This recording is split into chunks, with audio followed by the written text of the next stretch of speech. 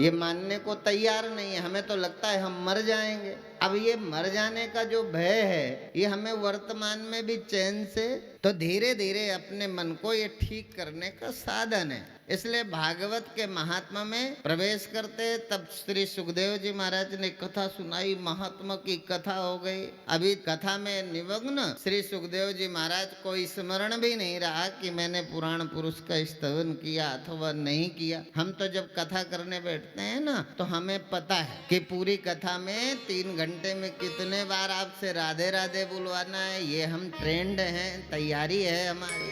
कब क्या बात बोलनी है, ये हमारी तैयारी है। कितने बार आपको पुण्यात्मा बनने का सर्टिफिकेट देना है, ये हमारी तैयारी है। क्या आप सहयोग करेंगे जिससे स्वर्ग जाएंगे, ये भी हमें सब पता है। पर श्री सुखदेव जी महाराज अवधूत श्रोमणी, उन्हें पता ही नहीं चला कि मैंने पुराण पुरुष का स्तवन तक नहीं किया, उनका याद भी नहीं किया, और कथा में निमग्न। तब उनको महात्मा जब पूरा हो गया, तब स्मरण आया कि मैंने पुराण पुरुष का तो मंगल ही चरण नहीं किया, याद ही नहीं रहा। महात्मा वो जो लग गया, बोलने लग गया, उसे और कुछ याद ही नहीं है। उसे तो भगवान के गुणानुवाद में रस आने लगा, बोलता चला गया। कोई वो कोचिंग सेंटर से तैयारी तो थी नहीं। कोचिंग सेंटर से आते तो महात्मा तैयार होते, पहले ब्यूटी पार्लर जाते, फिर ठीक ठाक ड्रेस पहनते। वो आजकल स्कूल है ना, अब देखो कई तरह के ऐसे स्कूल आ गए, जैसे होटल मैनेजमेंट, ऐसे ऐसे स्कूल हैं दिल्ली आदि में है कि आपको चलना सिखाते हैं। मतलब कितनी दूर कदम रखना, कितना हाथ कब आगे पीछे करना, चलना सिखाते हैं। मतलब चलने में भी सुंदर दिखो, ऐसे ही नहीं कि जैसी मर्जी वैसे ही चलने लग जाओ, चलना भी ठीक से आए, बैठना भी आए। ऐसे ही तीर्थों में भागवत के कोचिंग सेंटर चले तो बहुत लोगों ने जल्दी जल्दी कथा सीख ली। अब तैयारी हो गई, कथा करने लगे। क्योंकि हमें तैयारी अच्छी लगती है ना, कोई तैयार व्यक्ति हो, तैयारी अच्छी लगती है। इसलिए कोचिंग सेंटर वालों का ज्यादा महत्व हो गया। महात्मा बेचारे, उनकी सुनेगा कौन? वो तो अपने जीवन में एक बार ब्यूटी पार्लर नहीं गए, तुम्हें देखने में अच्छे कैसे लगेंगे? तुम्हें तो कथाकार भी ब्यूटी पार्लर से निकल के आए। भगवान वेद व्यास जी कहते हैं, अलक्ष्य लिंगो निजराभ तुष्टा व्रतस्य बालैर अवधूत वेश तम द्वयष्ट वर्षम सुकुमार पादम करोर बाहुम सकपोल गात्र। हम इतना भी जो ठीक ठाक बैठे हैं, ये भी हमारा स्वभाव नहीं है। आप बिल्कुल ही रिजेक्ट न कर दो, इसलिए थोड़ा पहन के आता है। क्योंकि यदि आप स्वीकार नहीं करोगे तो जो भगवान की कथा हम सुनाना चाहते हैं, अब तो हम जब आश्रम निर्माण करते हैं ना, तो अब इंजीनियर से कहते हैं, तो इंजीनियर कहते हैं आश्रम बना रहे। मैंने कहा आश्रम नहीं रखना, अब इन आश्रमों को होटल बना दो। आश्रम न रहे, इनको होटल की तरह निर्माण करो। संस्कार आश्रम वाले हो, सुविधा होटल वाली हो। जब कोई आएगा तभी तो हम अपनी बात बता पाएंगे। क्योंकि आज की जनरेशन जो है सुविधा में रहना पसंद करते है, तो व्यवस्था होटल वाली दो, संस्कार आश्रम वाले रखो। जब कोई आएगा तभी तो अच्छा है ना। आप आओगे तो भगवान की कथा सुना पाएंगे। इसलिए थोड़ा थोड़ा हम भी सच के आते हैं। बोले जन्मध्यस्य यतोऽन्वयादितरतश्चार्थस्व विज्ञास्वर तेने ब्रह्म हृदयादि कवये मुह्यन्त यत सूरया तेजो वारिमृदां यथा विनिमयो यत्र तिसर्गो मृषा धाम्ना स्वेन सदा निरस्तकुहकं सत्यं परं धीमहि। श्री सुखदेव जी महाराज मंगलाचरण करते हुए सत्यम परम धीमहि सत्स्वरूप परमात्मा को प्रणाम करते हुए वो श्रीमद् भागवत कथा में प्रवेश करते हैं। तब श्री सूत जी महाराज ने शौनकादि ऋषियों को समझाते हुए बोले, नैमिषे निमिष क्षेत्र ऋषया शौनकादय सत्रम स्वर्गाय लोकाय सहस्र सममासत। बोले एक समय नैमिषारण्य में शौनकादि ऋषि जब भगवान की प्राप्ति के लिए सूत जी महाराज की शरणागति गए और उन्होंने कहा, तब ये सहस्त्र वर्षों में पूर्ण होने वाले इस यज्ञ अनुष्ठान करे थे। तब प्रातः काल अग्नि से हवन कर भगवान के ध्यान में निमग्न थे। तब भगवान वेद व्यास जी के शिष्य परम ज्ञानी सूत जी वहाँ ऋषियों ने उठ करके सूत जी महाराज को प्रणाम किया और पूछने लगे, ब्रूहि योगेश्वर कृष्णे ब्रह्मण्ये धर्मवर्मणि स्वाम काष्ठा मधुनोपेते धर्माकं शरणं गतः।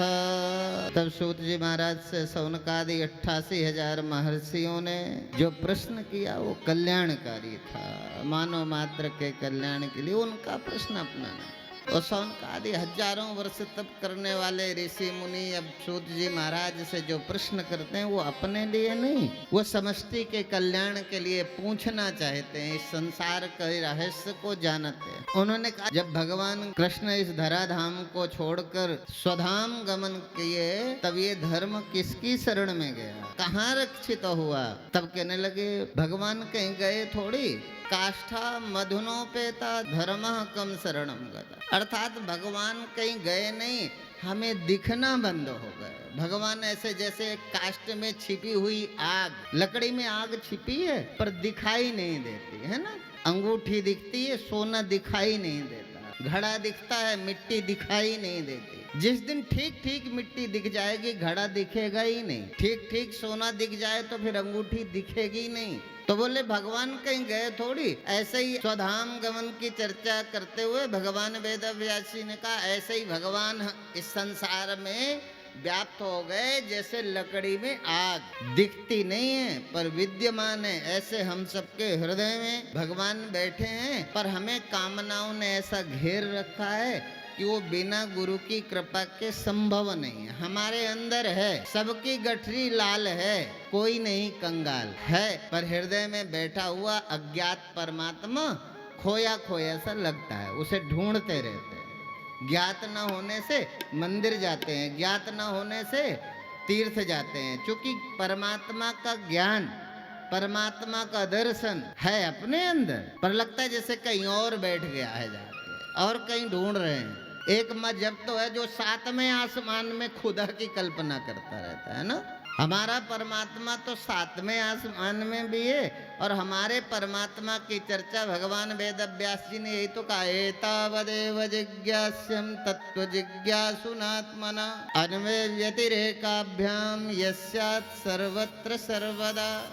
हमारा परमात्मा तो हम सबके अंदर विद्यमान है, वो यस्यात् सर्वत्र सर्वदा, वो सर्वत्र है और सर्वदा है, वो एक जगह नहीं। वो केवल मनुष्य में ऐसा भी नहीं है जो यस्यात् सर्वत्र, जो सर्वत्र है और सर्वदा है। हम उस भगवान के उपासक हैं, हम ऐसे भगवान के उपासक नहीं है जो जमीन छोड़ के 7वें आसमान में रहता है। हम उस भगवान के भी उपासक नहीं है जो जमीन में रहता हो आसमान में न रहता। हम उसी भगवान के उपासक हैं जो सब जगह रहता है। एस्ते आत्मा सर्वाभ्यंतर इति श्रुते, श्रुति भगवती जिस परमात्मा की चर्चा करती है वो कहते हैं वो हमारा जो परमात्मा है, हमारा जो भगवान है वो ऐसा नहीं है। वो ऐसा कौन सी जगह है जहाँ प्रभु नहीं? वो कौन सी ऐसी जगह है जहाँ परमपिता परमात्मा के बिना? अच्छा, जो सोना अंगूठी में है अंगूठी के बाहर है कि नहीं?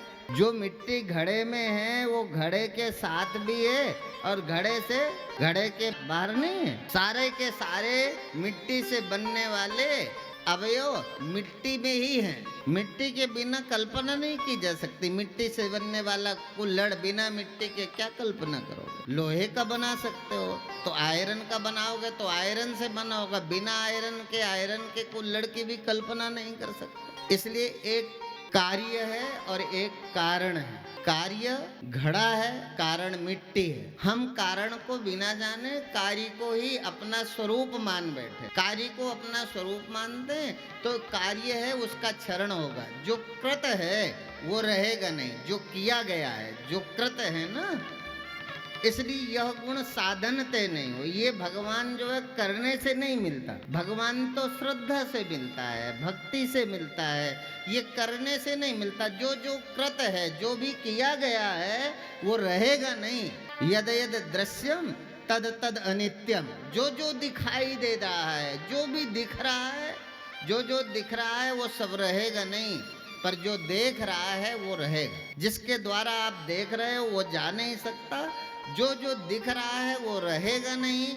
इसलिए इतना पक्का कर लो, दिखने वाला कुछ भी रहेगा नहीं, रहेगा जिसके द्वारा आप देख रहे हो, जिसके द्वारा ये सारा का सारा जगत दिखता।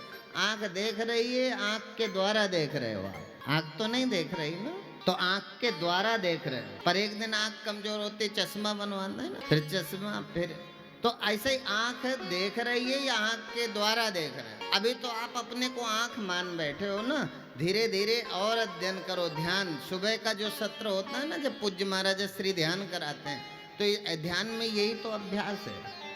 आप उसे देखो जो आपकी आंख में बैठ करके देख रहा है। आंख में, आंख नहीं देखती, आंख के द्वारा आप कुछ देख रहे हो। वो देखने वाला कौन है? ऐसा सुंदर सुंदर मन को पवित्र, हृदय को स्पष्ट करने वाले पावन प्रसंग इन 7 दिनों में हम सबको श्रवण करने को मिले। कथा है जीवन में कैसे शौच को प्राप्त हो, सबसे बड़ा यज्ञ है। आप कुछ नहीं कर सकते हो, तो मैंने कहा था ना कि पाप, जो भी कर्म आपको लगता है ये पाप है। पाप कौन? स्वधर्म का अनुकरण करना प्रारंभ कर दो। स्वधर्म, स्वधर्म पुण्य है, पर धर्म को स्वीकार करना पाप है। पर धर्मो भयावह, सारे के सारे भय और दुख इसलिए हैं कि हम दूसरे के धर्म का अनुकरण करने लगते हैं। दूसरे के धर्म का स्पर्श मत करो, स्वधर्म से विरत मत होना, स्वधर्म में लगो, है ना। स्वधर्मे निधनम श्रेया, पर धर्मो भयावह। जितना सरल हो सकता है मैं कोशिश करूंगा कि गुरु कृपा से जितना सरल हो सकता है उतना सरल करके बताने का प्रयत्न करना। बहुत बड़ी बात नहीं करना, बड़ी बातों से काम बनने वाला भी नहीं है, जिससे हमारा कोई एक काम अच्छा होने लग जाए जीवन में, कोई एक बुराई छूट जाए। इन 7 दिनों में कोई एक बुराई छूट, ये क्रम बना रहना चाहिए। इसलिए स्वधर्मे निधनम श्रेया, पर धर्मो भयावह। स्वधर्म तो पता ही है आपको, है ना। धर्मात्मा होने के लिए क्या करना है? स्वधर्म का पालन करना है। आप धर्मात्मा हो गए, और धर्मात्मा हो गए तो समझो इसी जन्म में आप महात्मा हो गए, और यदि आप इसी जन्म में महात्मा हो गए तो समझो इसी जन्म में आप परमात्मा हो गए। नर ही तो नारायण होता है ना। तो स्वधर्म, स्वधर्म क्या है पता है ना। आप किसी की माँ हो ना, तो पुत्र के लिए आपका स्वधर्म क्या है, पति के लिए क्या है, परिवार के लिए, परिवार के संबंधों के प्रति आपका स्वधर्म क्या है। पुरुष हैं तो उनका अपना स्वधर्म क्या है संबंधों के प्रति। आप किसी के भाई हो, किसी के चाचा हो, किसी के ताऊ हो, आपका अपना स्वधर्म संबंधों के लिए कैसा होना चाहिए। अर्थात अपने रिश्तों को भी यदि हम पवित्रता से जीना प्रारंभ कर दें, हम हो गए धर्म। अपने जो भी रिश्ते हैं, कर्तव्य कर्म हैं, उनको शुचिता पूर्वक, बड़ी बातें नहीं करना। ब्रह्म ज्ञान बिन नारी नर करई न दूसरी बात, कौड़ी कारण लोभ बस करई विप्र गुरु गात। भगवत पाद गोस्वामी तुलसीदास जी महाराज बड़े विलक्षण महात्मा थे। वो जानते थे कि एक ऐसा युग आएगा जब सारे लोग बैठकर परस्पर बड़ी बड़ी बातें करेंगे। ब्रह्म ज्ञान बिन नारी नर, स्त्री हो या पुरुष, ये बिना ब्रह्म ज्ञान के कोई छोटी बात करने को तैयार ही नहीं होंगे। सब बड़ी बड़ी ऊंची ऊंची बातें करेंगे। ब्रह्म ज्ञान बिन नारी नर करें न दूसरी बात। छोटी बातों से जैसे इनको, अरे ये तो बड़े महान है, इतनी ऊंची बात करते हैं। बोले कौड़ी कारण लोभ बस करें विप्र। रहोगे तो पता चलेगा कि थोड़े से लोभ के कारण गुरुजनों के साथ भी धोखा कर दे। जो हमारी समाज के आदर्श मार्गदर्शक विप्र समाज है, उसको, उसके साथ भी धोखा कर देंगे, अपने रिश्तों के साथ भी धोखा कर देंगे। बातें करेंगे बड़ी, कर्म ऐसा होगा निम्न कि आप विश्वास ही नहीं कर सकते। आज आप विश्वास कर सकते हो?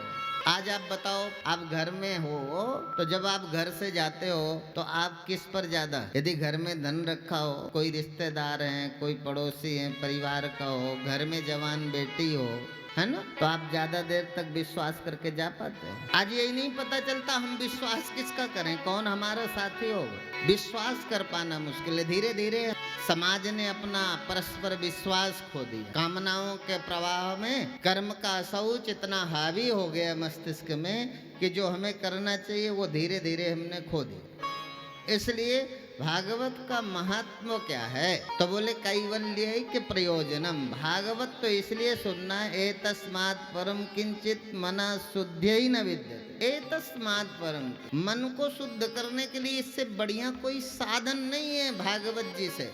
ये मन को शुद्ध करने का सबसे उत्तम साधन है। एतस्मात् परम किंचित मनः शुद्ध्यै न विद्यते, इससे और कोई दूसरा साधन इससे बढ़िया नहीं हो सकता। ये सबसे अच्छा साधन है। इसकी शरण में जाओ और मन को पवित्र कर लो। मन पवित्र होगा तो कथा सुनने में मन लगेगा, नहीं तो कथा में बैठे होंगे मन और ही कोई कबड्डी खेल रहा होगा, है ना। इसलिए अव्यवस्थित चित्ता नाम प्रसादोपि भयंकरा, जिनका मन स्थिर नहीं है उनके जीवन में परिणाम भी अच्छे नहीं होते। वो मंदिर में बैठकर भी दुख उठाते हैं, वो कथा में बैठकर भी दुखी ही रहते हैं। इसलिए मन को एकाग्र करना, अच्छा बनाना। इसलिए कथा धनोपार्जन के लिए नहीं है, कथा तो जीवन के उद्धार के लिए है। कथा धन कमाने के लिए, धन कमाने के लिए फैक्ट्री है, धन कमाने के लिए नौकरी है, धन गाड़ी साधन भूमि भवन कमाने के लिए और सारे साधन हैं। भागवत धन कमाने का साधन नहीं है। इसलिए कथा करने वालों को भी विचार कर लेना चाहिए और कथा सुनने वालों को भी विचार कर लेना चाहिए। ये सांसारिक धन कमाने के लिए कथा नहीं है, कथा तो आत्मधन प्राप्ति के लिए है। आत्मधन प्राप्ति के लिए कथा करना और आत्मधन प्राप्ति के लिए कथा सुनना। ये धन तो और कहीं मिलेगा, नौकरी में मिलेगा, फैक्ट्री में मिलेगा, काम धंधे में मिलेगा, आलस्य में नहीं, प्रमाद में नहीं मिलेगा। काम करो, नौकरी करो, धन मिलेगा। पर कथा धन पाने के लिए थोड़ी है। क्योंकि हम हिंदू धर्म में हमारे बहुत सारे शास्त्र और पुराण हैं, अलग अलग, जिसकी कथा करो वही सबसे बड़ा देवता होता है। भागवत में भगवान सबसे बड़े हैं, ब्रह्म पुराण को पढ़ोगे तो ब्रह्मा जी सबसे बड़े हैं, शिव पुराण को पढ़ोगे तो शिव जी सबसे बड़े हैं, देवी भागवत को पढ़ोगे तो सारे संसार के अधिष्ठात्री माँ भगवती ही हैं, उनसे बड़ा कोई नहीं है। अब ये बड़े छोटे का यदि अपना तुमने तराजू लेना शुरू कर दिया तो अपने मन का तराजू लिए सारी जिंदगी डोलते रहोगे, न खुदा ही मिला, न विशाले सनम, ना इधर के रहे न उधर के। आपको तराजू नहीं रखना। ये तो कालांतर में युग प्रवाह के साथ जब जिस दैवीय सत्ता का प्राकट्य होता है, उस दैवीय सत्ता की महिमा सर्वोपरि बताते हुए वेद व्यास जी अपनी कथा करते हैं। बोले क्वचित रुद्र क्वचित ब्रह्मा क्वचित विष्णु प्रशस्यते, नान्येन तेषामाधिक्यम न्यूनत्वम न कथंचन। भगवान वेद व्यास जी ने कहा किंचित मात्र भी किसी की सत्ता छोटी नहीं है, किंचित मात्र, न्यूनत्वम व कथंचन। भगवान वेद व्यास जी ने स्पष्ट कर दिया, क्योंकि मैं भागवत महापुराण की कथा पर अपनी लेखनी चला रहा हूँ, इसलिए सबसे बड़े देवता यदि कोई इस संसार में है तो उनका नाम ठाकुर बाके बिहारी हैं। इसलिए भगवान कृष्ण सबसे बड़े देवता। जब मैं शिव पुराण में प्रवेश करूंगा तो शिव जी सबसे बड़े होंगे। पुराण पुरुष ही सबसे बड़ा होता है। जब जिस पुराण पर कलम चली वो पुराण पुरुष हैं, पुराण पुरुष ही सबसे बड़े देवता हैं। तो भागवत में माँ भगवती सबसे बड़ी। इसलिए हमें किंचित मात्र भी इस तरह के संशय हृदय में नहीं लाना। ये हृदय संशय विपर्य रहित हृदय का निर्माण करने के लिए भागवत है। तब प्रश्न खड़ा हुआ, तब सूत जी महाराज से शौनकादि ऋषि उन्होंने भगवान के अवतार संबंधी कथा को जानने के लिए प्रश्न किया। तब सूत जी महाराज ने उत्तर देते हुए पहले लोक रचना की इच्छा से पुरुष अवतार ग्रहण किया। उस समय भगवान जिनके नाभि कमल से ब्रह्मा उत्पन्न हुए एवं जिनके शरीर के अवयवों से समस्त लोक रचना संभव हुई, योग निद्रा का विस्तार कर जल में शयन कर रहे थे। विशुद्ध सत्व में भगवान ने इसी प्रधान रूप का योगी जनों का ज्ञान चक्षु से दर्शन कर शेष शय्या में सुशोभित भगवान विष्णु ने बोले पश्यन्त्यदो